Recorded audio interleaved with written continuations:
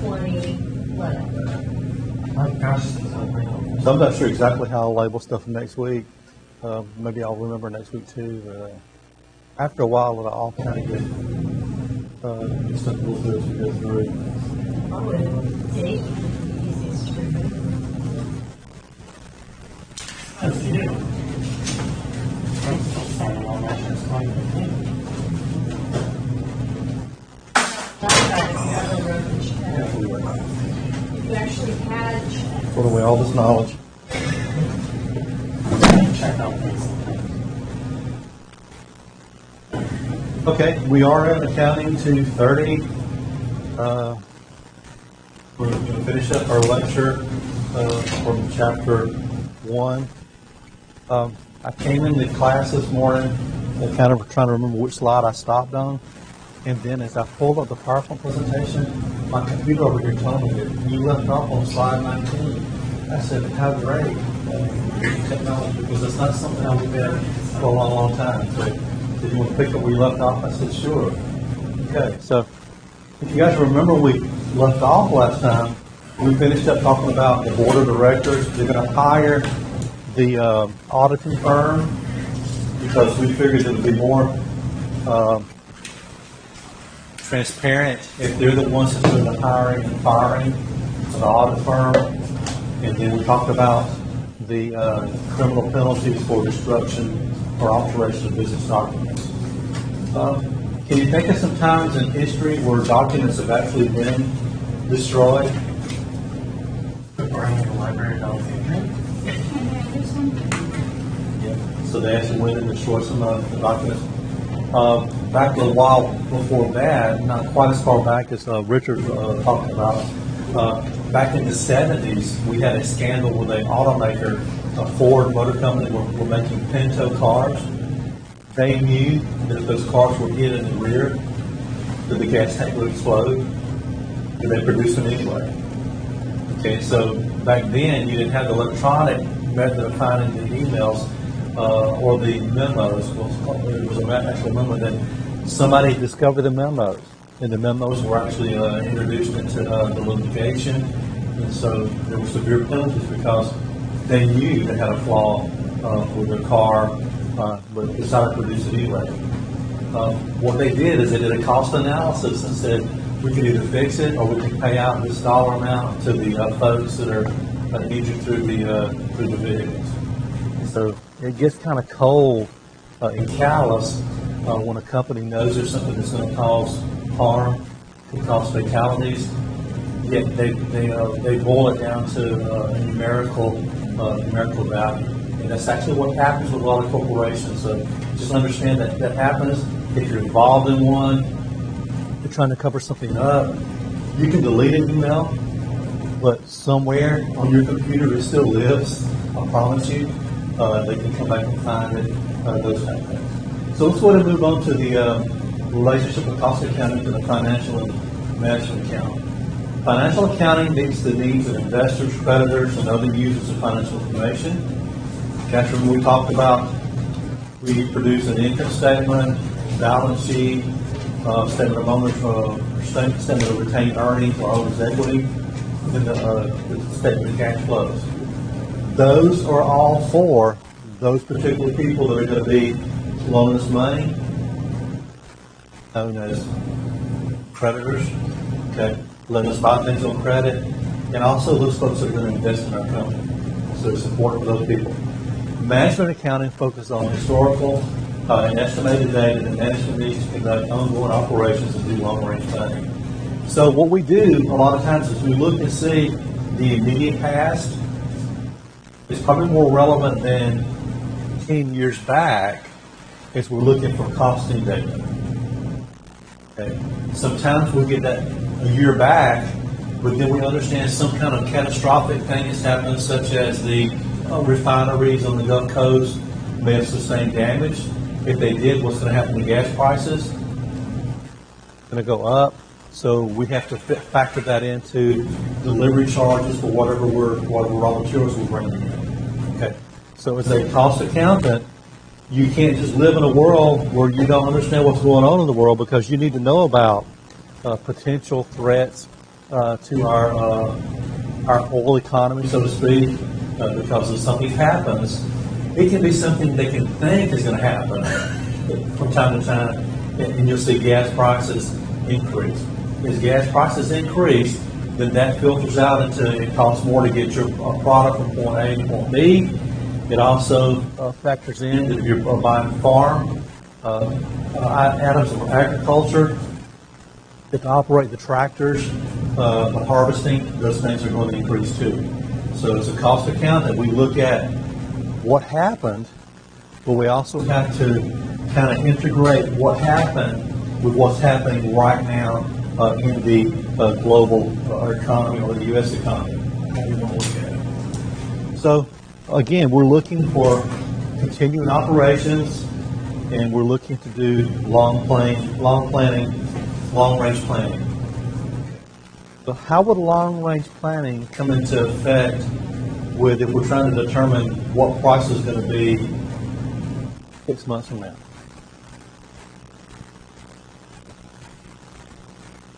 I mean, if you're forecasting, like if you look at the commodities exchanges and they're predicting orange juice or pork belly, whatever. You look. Well, yes, I was thinking about trading places. Yes, thank you. But you have to take those into account. If they're predicting, that it was bad winter and these crop trading together, you got to take those into account too. Weather predictions for the year. Weather predictions are important. There's going to be severe storms. So let me just give you a little caveat of what I used to experience in the construction industry. The construction industry, we were bidding on houses. Okay. We may bid on your house, and then you may not be ready to start your house until 6 months down the road. If I bid on your house and I'm not taking into consideration, if I take my bid and I get it to the bare minimum, where I'm just barely making a profit, and then we have a hurricane come in, what happens to lumber prices when a hurricane comes in? Plywood especially. Plywood just goes out of and then people are trying to rebuild, and so they're pulling in the materials to those areas. So as far as when I was in construction, I had to be mindful of that I couldn't cut my price to exactly, and I had to have some cushion in there, some contingency, just in case you had something catastrophic happen. If it didn't happen, that just means I made a little more profit than I would have had the catastrophe happen. Okay. And again, we don't want to be making money on catastrophes, but we don't want to lose any money just because there was a catastrophe. Okay. So, have you guys ever noticed how prices do soar when a hurricane comes in or whatever? You guys ever understand how that if a snowflake falls in Aiken County, how all the milk and bread and water evaporates off the shelves? And that happens sometimes too. So long-range planning, we're looking at what's going to happen in the future. Now, long-range planning usually means 5 years or more, but I was a little bit relaxed on that. But you guys can understand that if I'm going to bid on the house and that bid's going to be valid for a year, then I need to have some contingency in there just in case we have a severe storm or whatever. In the event the snowflake falls. In the event of snowflake, Okay, so yes, so my husband's job, the long-range plan is they're looking at population and seeing the age, the general population, or different age categories. Like they're going to need that people 10, 15 years from now. Yeah. So as the baby boomers continue to age, we're going to need more and more health care. So you see all over Aiken County, all over Richmond County, Columbia County, these little things, just like spores have been spread out, and these little University Health Prompt Care, they just pop up here and yonder. They did not do that just on a whim. They have done research, strategic research, and they understand that we are aging, that we will need more health care. And I don't know if you guys understand this, but a lot of insurance companies won't pay for you to go to the emergency room without having a higher copay. So then it actually is beneficial you actually go to those, typical called a doctrine box. So cost accounting includes those parts of the financial and management accounting that collects information concerning cost. Okay, so they kind of tone it all down into just a little bit that talks about cost. So, of the four statements that we normally talk about, which statement has a lot about cost?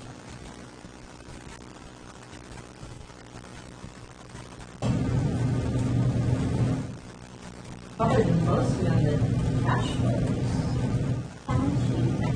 Income statement? I'm going to say the income statement.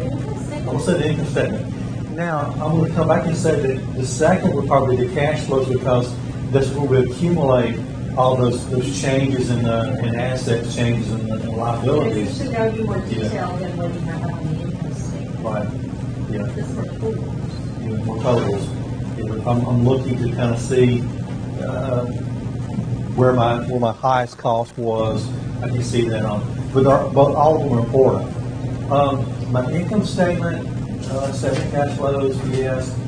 I don't see the retained earnings. I don't see an awful lot with the balance sheet, because you're looking at your permanent accounts on a particular given day. Okay?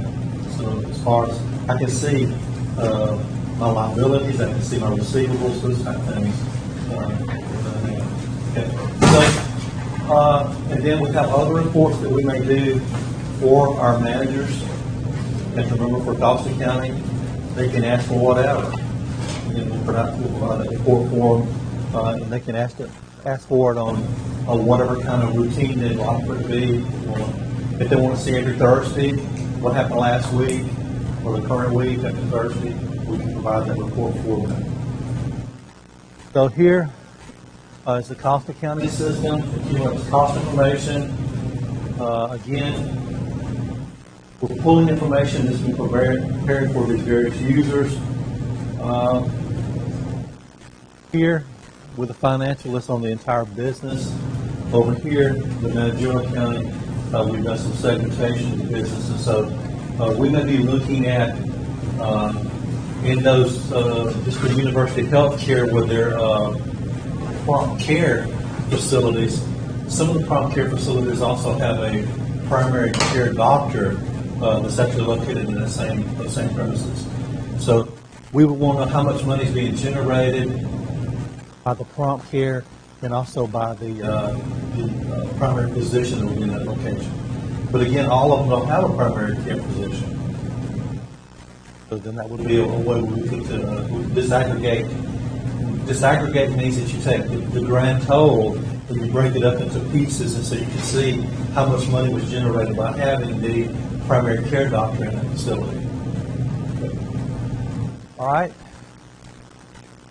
So let's just stop and talk about those type of things. So let's say that I do have a university healthcare systems, and I have physician assistants, PAs, that are primarily covering the folks that are coming in. Those people have to report to. They're supervised by a full-fledged physician. So it may be beneficial for us to actually have a primary care doctor on staff there, so that if the other doctor needs to leave for lunch or whatever, that they've got coverage. Does that make sense? Without having to have duplication, so you can actually use that person's credential to cover those. So when they thought out the model for this, they were thinking strategically. How can I cut costs so I don't have to have somebody here? And with today's technology, they can actually practice in those facilities without a physician actually being on the premises, but as long as they have a connectivity with that person in another office. Okay. So here's the uses of the product cost data and financial management accounting. So financial accounting for your inventory costing, and then managerial or special reports, so that gives us our cost accounting information. Okay, We've talked about, in this class, several different entities. We talked about manufacturing. We talked a little bit about merchandising. We've also talked about somebody that provides a service. So hotels, attorneys, hairstylists, those folks actually provide a service. Merchandising, those actually buy products that are already complete and resell them. Again, there is some cost associated with it, so we need the cost accounting for that. And then the manufacturing, so they're going to have not only over here where we see finished goods, work in process, they're going to have those inventory accounts called materials. Okay, materials. Now let's talk about a couple of things here that we're really getting into a little bit of the meat of cost accounting. Right here we have direct labor and factory overhead. Direct labor and factory overhead are going to take that raw material or those component parts and convert it into a product. Hence, we use the term conversion. So conversion is always going to be labor, direct labor, and factory overhead. We also come back and say that there's some costs that we can associate directly, primarily with that product. Those things that we can directly, primarily associate with that product are called prime costs, and those are going to be direct materials and direct labor. Remember, direct materials are easily traceable to the item. I can easily trace that I used upholstery fabric to make these hideous, these student chairs. Okay, you with me? Fabric is a strong one. All right. So, and I can actually understand that somebody actually worked on that product. So again, as we go throughout the remainder of the class, a key concept you guys need to understand is conversion. That's what it took to convert the materials into the product. Again, that's going to be the labor, the direct labor, and the factory overhead. The prime cost is going to be those costs that are primarily associated with, which would be direct labor and direct materials, that we can actually visibly kind of count and see what occurred. Okay? Conversion. And this is not the first time you saw the term conversion. It may be the first time you saw the term prime.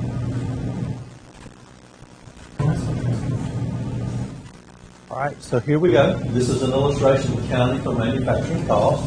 So I don't know if you guys can see this. This is actually figure 111 in your textbook. So if you actually can find that, or if I can see it in the textbook. Let's see what page it is. It's on page 28. It might be easier to see that on your book than it is on the board here. So what happens is that we go out and we buy those materials that we're going to need. Does that make sense? Okay. Ray says over here that he never starts making a cake until he has all the ingredients on the counter. That makes sense, right? Make a cake before. Can you make a cake before? Brownies. So you just put the mix and pour it in and the oil and the egg. But he made sure he had the egg and the oil, okay, and he didn't make sure he had the brownie mix, okay. And did you turn that on the heat before you start mixing stuff up? Okay, very good. He's almost a professional baker over here. All right. So I had to have what before I started the process? The materials. Okay, so what happens is that we actually procure those materials and they go into an inventory account called materials. Notice there is no inventory account for labor because I can't save up labor and use it later. Labor is used up as it is given. pages to keep your employees in there. So here we have the cost of materials purchased, and then as we requisition materials, some of those materials are going to be direct materials, right? So direct materials will go directly to the work in process. Cost of indirect materials that may be in a materials account. And by the way, guys, this material account that you see here is what we call a control account. There's probably subsidiary accounts out there that has glue, staples, fabric, plastic, or whatever. You follow what I'm trying to say here? Okay. This is just all of those numbers roll up into one account, and then this actually pushes them out to the other accounts here. So here we have cost of the direct materials. Over here we have the payroll that comes over to the work in process. We have factory overhead, and I wanted to scream as I was reading the textbook because they actually took everything that we had that we charged out for factory overhead, and it automatically came over to the work in process. What's wrong with that? How do we do overhead? We normally do it on a predetermined rate, and that overhead account usually will have either a debit or credit balance in it, depending on whether we guessed high or low on this information. So when you're looking at the textbook, you're going to see that for some strange reason, instead of using a predetermined overhead rate, they just take and dump all of the overhead into the account. Now, I'm going to stop here and say this. If that's the way it was going to be, why in the world did I even need an overhead account? Why didn't I just put it all into the work in process? Okay, so I just want to let you know that, hey, your instructor did see that there was a fallacy with what we were looking at in the textbook. So materials, work in process, again, as we get into process costing, we even have numerous work in process accounts. As these items are completed, and then they'll go to the next work in process, or if they're done, they'll go to the finished goods. And then as they're sold, it will come out of finished goods and go into, starts with a C, cost of goods sold. So when we sell them, how many entries will we have? Sell the items, how many entries will we have? 4. If you guys remember, we had the one for the cost of goods sold, and then we credit finished goods. Then we come, or we could do the other one first. We're going to have the either cash or accounts receivable and the sales revenue. Okay. So keep that in mind. Don't forget that, because some of you, it's been a little while since you had accounting 102, accounting 101, and so you may have forgotten that just a little bit. So every time we sell something, we're going to have 4 transactions. 4 entries. 1 transaction, 4 entries. Okay? Everybody remember those transactions we had now? Accounts receivable or cash, depending on we receive cash or not. Sales revenue, and cost of goods sold, and finished goods. Okay? So, to provide management with data needed for effective cost control, 2 basic types of cost accounting systems have been developed. The process costing system, and if it's a process costing system, listen to me guys, if it's a process costing system, it's going to have numerous work in process accounts. Okay, so there may be one for mixing, one for churning, and another for packaging and freezing. I just described making ice cream. So that would be a job processing if we're actually making ice cream. I can also have numerous work in process for the job order cost system. And this is what I have to. But if I were making cabins, I may have a work in process for cutting. I may have a work in process for putting everything together. And then I'll probably have a work in process for finishing, painting, those type of things. Everybody follow what we're trying to say here? So what happens, if you'll kind of visualize with me, we have these people that are the cutters. they're responsible for those raw materials. They're going to cut. Once they are cut and fabricated to the size they need to be, then those things are probably transferred to somebody else who then takes custody of those things, and then all those costs are transferred along with those items to the next department. And as those are completed, they're transferred to the next department. And eventually, making cabinets going to wind up in the installer's van or whatever, they're going to wind up in the home. Everybody okay with that? It's a process. Both systems are used to gather cost data and to allocate costs to goods manufactured. So anywhere along the way, there could be overhead added to those accounts. In a job order cost system, the output consists of special. Okay, this is not your vanilla ice cream. This is the same as the other thing of vanilla ice cream or whatever. And so the focus is on determining the cost of the individual specific job. So, if I were in a subdivision and I was building a speculative house, we call it a spec house, and that's a house that we don't have a particular owner for. We're just going in and we kind of understand that that particular floor plan or whatever is selling. I go into a neighborhood and then I build that house. I gather all the costing data. I come up with a profit that I want to have on the house, and I put a price on it. Tell the realtor, hey, come and sell my house for me. Okay. Once I have all that costing data, somebody comes in, and maybe I have two individuals that are interested in that house, and they say, one outbids the other, and I accept one offer and I don't accept the other.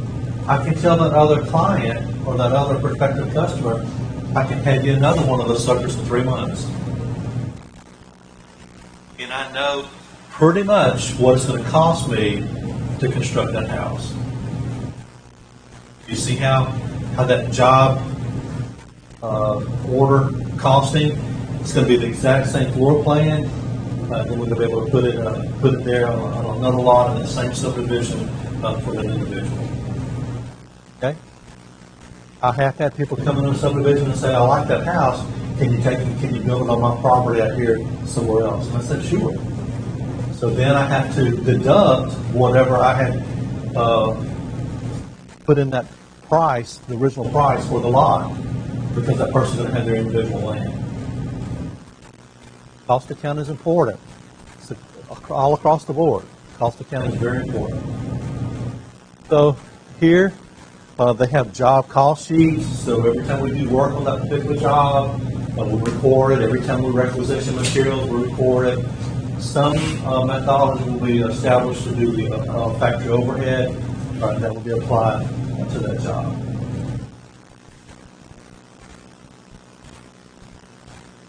Again, here you see the working process, Department 1, Department 2.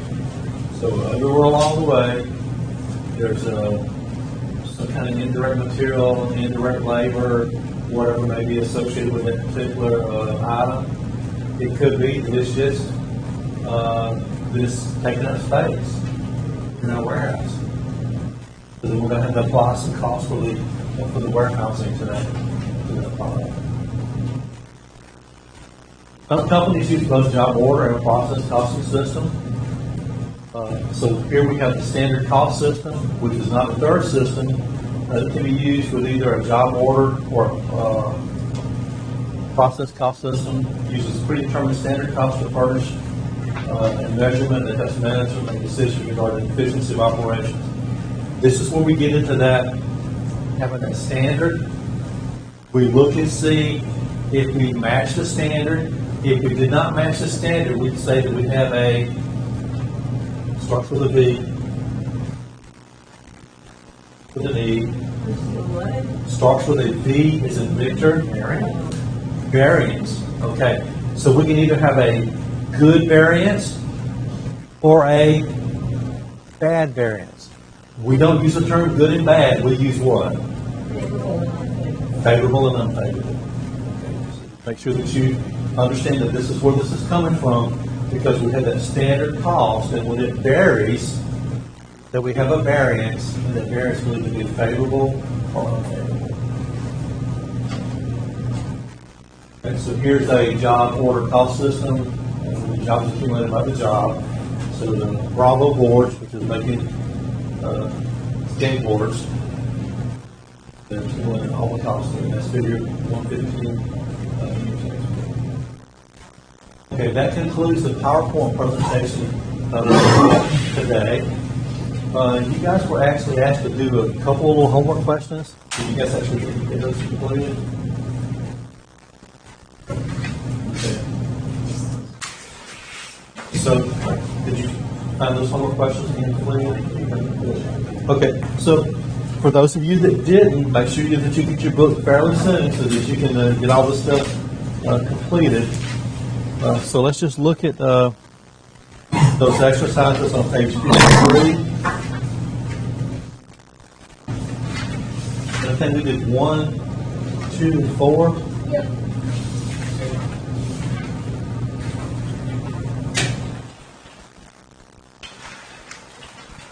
So it told us to go back to figure 1, 2 of the chapter and kind of look at some of the strengths and weaknesses of September in the year-to-date operations.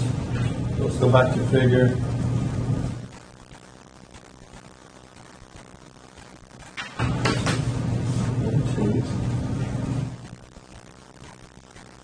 That's actually on page 9, guys.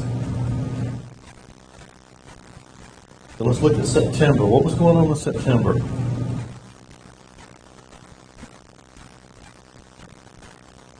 Were our wages pretty good? Yeah. We actually produced whatever we're producing for $300 less than we thought we would spend. Anything else that was favorable? Utilities. Huh? Yeah, just for the month. So we're just talking about September right now. So just for the month, we're talking about September.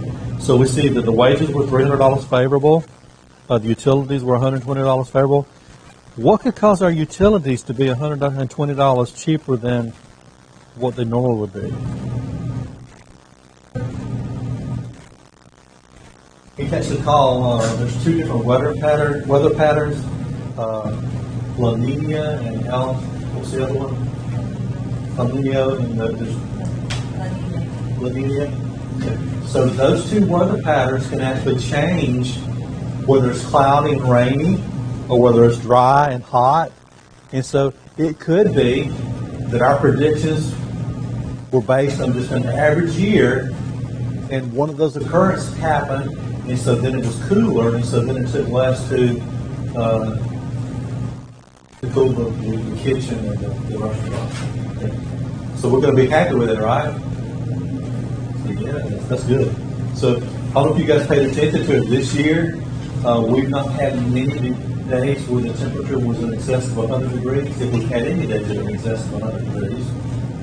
Yes, we did. We had a couple of days that were in Yeah, excess we of had 100 several, degrees. it's supposed to be like a heat index. Yeah, in terms of heat index, we've had weeks in a row without interruption. Yeah, we've had some heat indexes of greater than 100, but as far as actual temperature, we've had very few days that were, and so that's kind of uncommon for us here in the Deep South, because we normally have days where it's 103, 104, and then we have 112, 115 degree heat index. So we have what we call a triple digit heat index.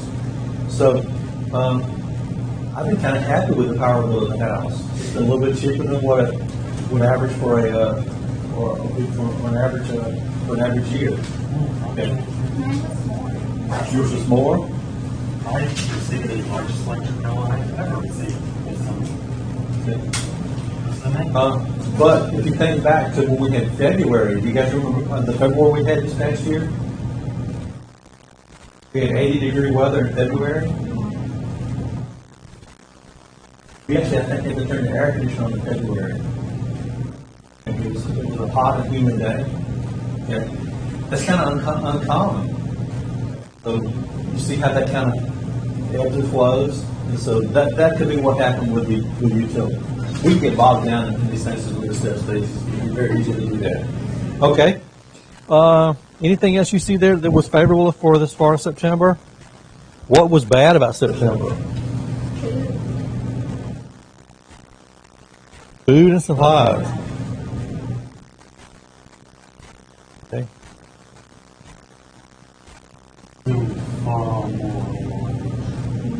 I'm not going to use the word consume there. I'm going to look and see that look at that food for September and look at the food for the year to date.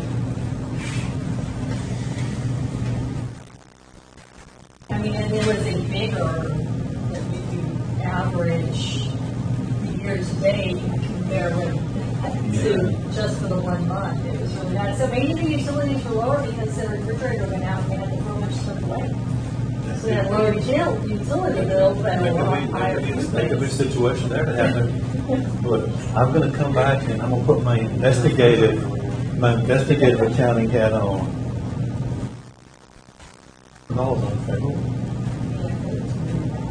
the utilities were less than what they should have been. Maybe it's time to install those cameras so we can see if anybody's taking food out of the freezer and just taking it home. And your wages were down, so it wasn't because you had. Wasn't because I was cooking. Wasn't because I was cooking more. Because you see, the utilities was down, and the food was down. So this could be a telltale sign, Ray, that somebody is actually taking food home that's uncooked. Okay. So when we order those lobsters, half the lobsters may be going to the restaurant, and the other half may be going to somebody's. And I said home.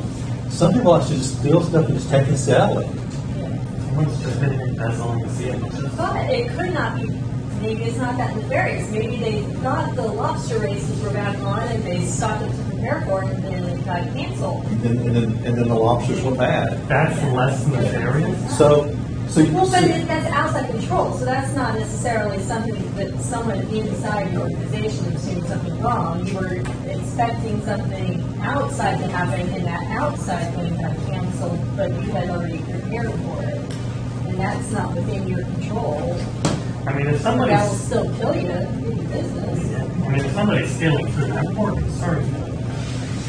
Well, okay, I'm just going to tell you that in the accounting world, if you guys don't remember this, if you've not had it for your major accounting or your introductory accounting courses, in this world, and listen to me guys, everybody is a liar, cheat, and thief until proven otherwise. So you need to be skeptical. You need to look at your stuff not with rose-colored glasses and everything is just cheesy. My employees would never steal from me. You need to be looking with realistic glasses that there is that possibility.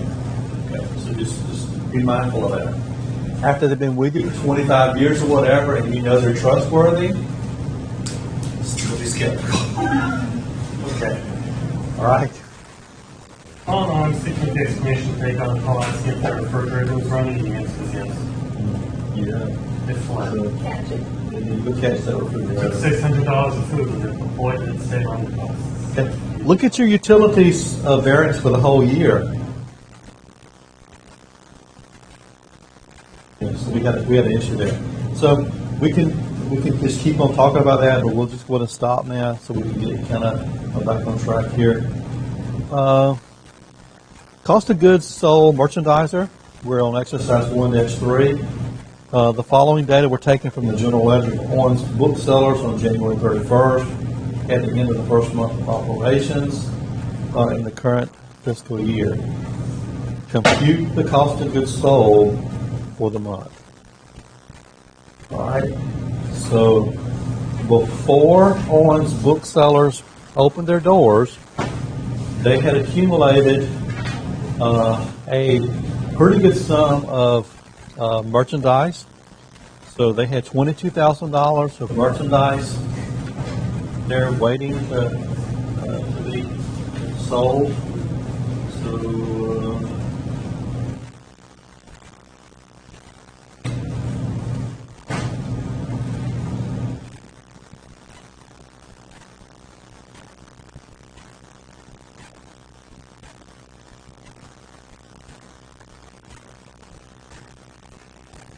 So Every time you guys see the stuff here. So we had that $22,000 is sitting there, that's what we had to start off with the year. Okay, and then during the year, we purchased $183,000 worth of, during the month we purchased an additional $183,000 worth of goods. Follow me, guys? So how much do I have available in my store right now to sell?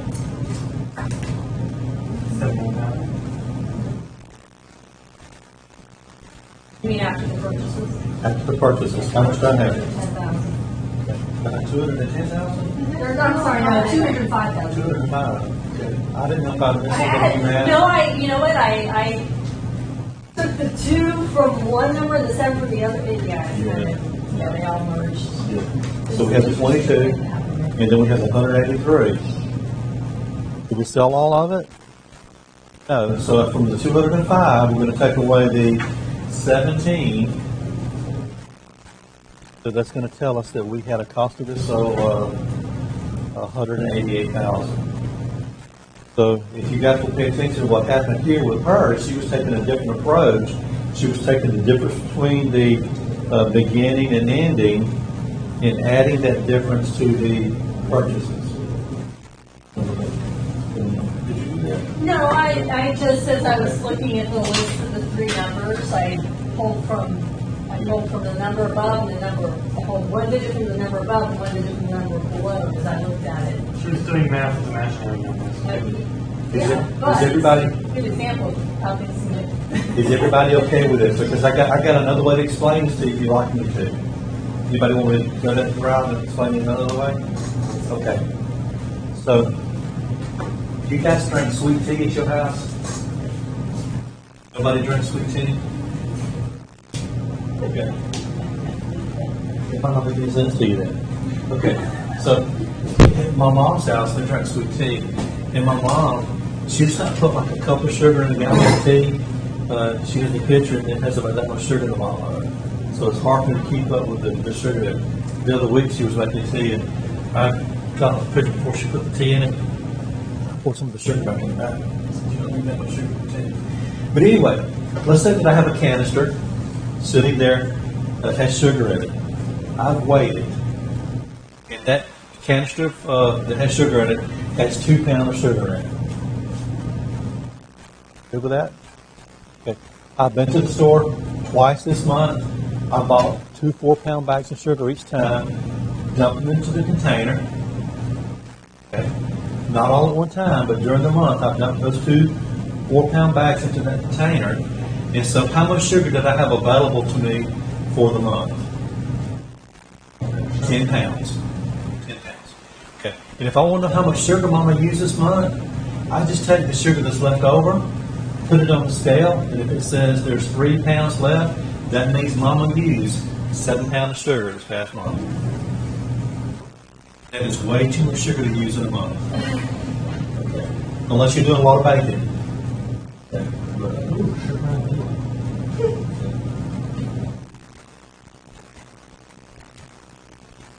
It doesn't take a lot to distract some folks, especially when we talk about food. So let's move on to the next topic here. The following data were taken from the general ledger and other data of McDonald manufactured on July 31st. The finished goods was $85,000. The cost of goods manufactured in July was $343,000, and the finished goods July 31st were $93,000. Okay, so let's just put that in perspective. So when we started off the month, in our warehouse, we had goods that were already completely manufactured, and that value on those goods was $85,000. Okay, so finished goods when we start off the month that were in the warehouse already complete, $85,000. During the month of July, the dollar amount of goods that went through the process and were completed and shipped over to the warehouse or whatever, to a client or whatever, was $343,000. So right off the bat, we know that during the month of July, we had an availability of $428,000 worth of merchandise that was ready to be sold, delivered, and explain how to use the materials or the products to our customers. We sell out everything we had? No, we went back to the warehouse and we kind of counted up and we can see that we have $93,000 worth of inventory left over. So that means that my cost of goods sold for the month of July will be $335,000. The information that we just discussed here, the little verbiage we talked about for the favorable and unfavorable, I'm looking for a little paragraph or two on that for your homework. I'm looking for these two charts here, or these two statements, we will call them that, financial reports, to be included in your homework. I thought it was only 1.1, 1.3. Yeah, it's 1, 2, you assign 1, 2, 4. 1, 2, 4. Yeah. Okay, Unless you meant to say 3. that's fine. I didn't pay attention to what I assigned. So I'm looking for, so you guys want to see the answer to 2? Well, we can, it's right there. Yeah, you can, it's right there.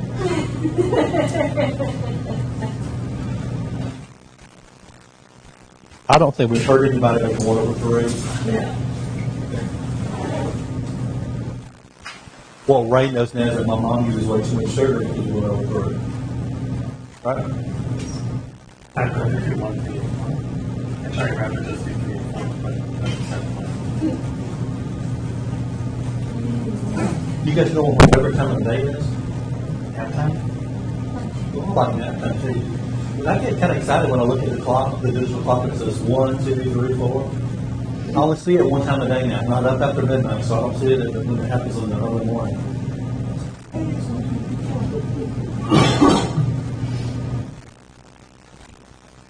Okay, so we're going to pause the lecture capture now for a little while, and we're going to work on our little discussion questions we have here. So, pause thing going on here. These discussion questions will also be frequently. Okay, guys, we actually decided to just let everybody do the discussion questions at home. So we come back to class on Tuesday. We'll go over those discussion questions. If anybody has any question on those, you guys have a good weekend. Those of you that are taking this class, there's an online class. Make sure that you're keeping up with the reading, the homework, and the lectures. And we'll talk to you guys later.